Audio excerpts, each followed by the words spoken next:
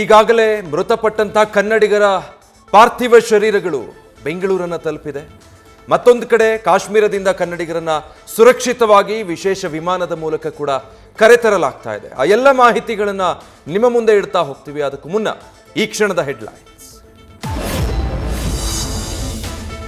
ಶ್ರೀನಗರದಿಂದ ಸುರಕ್ಷಿತವಾಗಿ ವಾಪಸ್ ಆಗ್ತಾ ಇರುವ ಕನ್ನಡಿಗರು ವಿಶೇಷ ವಿಮಾನ ವ್ಯವಸ್ಥೆ ಮಾಡಿ ಕರೆತರ್ತಾ ಇರುವ ಸಚಿವ ಸಂತೋಷ್ ಲಾಡ್ ಬೆಂಗಳೂರಿಗೆ ಬಂದು ಇಳಿಯಲಿದ್ದಾರೆ 175 ಪ್ರಯಾಣಿಕರು.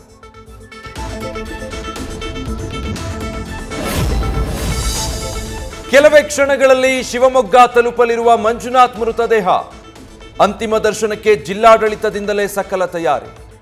ರೋಟರಿ ಚಿತಾಗಾರದಲ್ಲಿ ಅಂತ್ಯ ಸಂಸ್ಕಾರಕ್ಕೆ ಕುಟುಂಬಸ್ಥರಿಂದ ಸಿದ್ಧತೆ.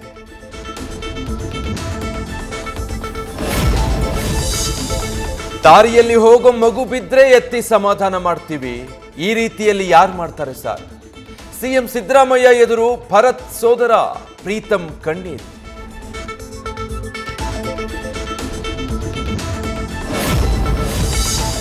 ಉಗ್ರರ ದಾಳಿ ನಂತರ ಪಾಕಿಸ್ತಾನಕ್ಕೆ ಭಾರತದಿಂದ ಬಿಗ್ ಶಾಕ್.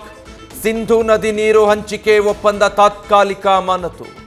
ಪಾಕ್ನಲ್ಲಿ ಕೃಷಿ ಚಟುವಟಿಕೆಗೆ ಸಂಕಷ್ಟ ಫಿಕ್ಸ್.